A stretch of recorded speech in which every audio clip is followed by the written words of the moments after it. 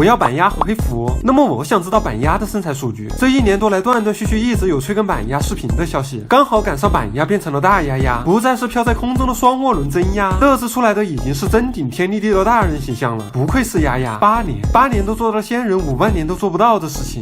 那么8年后的鸭鸭身材数据具体是多少呢？我很好奇。资料里面身高是165厘米，体重54公斤。巧兰也一样，赶紧来到试衣间查看全图。鸭鸭的这身衣服将不对称美感体现到了极致，从左边的白色天鹅到右侧的黑色长摆，从白色手臂到诱惑的黑色缎带，从大腿白色到最下面的棕色腿环，在黑与白、简与繁的互相冲击中，我看到了包容和优雅。所谓包容，就是海纳百川，有容乃大；而优雅永不过时。屏幕前，鸭鸭的老公还在仔细的欣赏着衣服，而我已经在测量下一步的数据了。由臀部的位置确定全腿长的上沿，由侧面图确定全腿长的下沿，全腿长达到了96.08，这个长度居然和刚手的96.57最为接近，我服了。原神中的角色测量数据还得坚持运动的发展观，而鸭鸭站立就是完美的标准视图。正面视图中描述轮廓和线长，可算出正面胸围宽度22.71厘米，正面下胸宽度18.80厘米，腰围宽度17.49厘米。左侧的天鹅羽毛让身体轮廓若隐若现，右侧的视角像极了一套高雅的黑色长裙。这就是我刚才说的包容吧。好看的衣服从各个角度看都能有全新的感受。同时算出侧面的数据，建立我原创的俯视横切面模型，标注出全部数据和线条。上胸围的模型是一个闭合曲线，最上端重合的部分相当于 A， 加上两端非重合的曲线长度 L， 两端1/4圆弧曲线，最后加上线段 C。下胸围竟是一个带有圆角的矩形，直线的部分直接就是个矩形啦，圆角的部分刚好凑成一个整圆。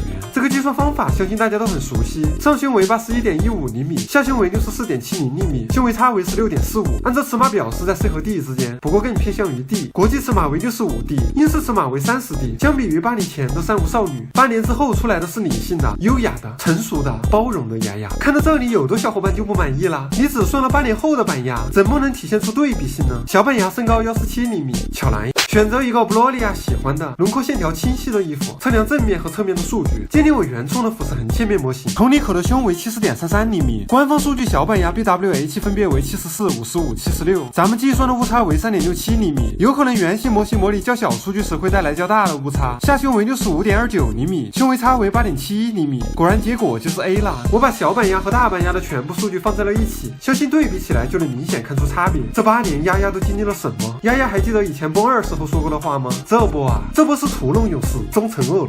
今天我们计算了大小板鸭的身材数据，舰长们知道8年后丫丫的具体数据吗？要不顶上去让舰长们都看看。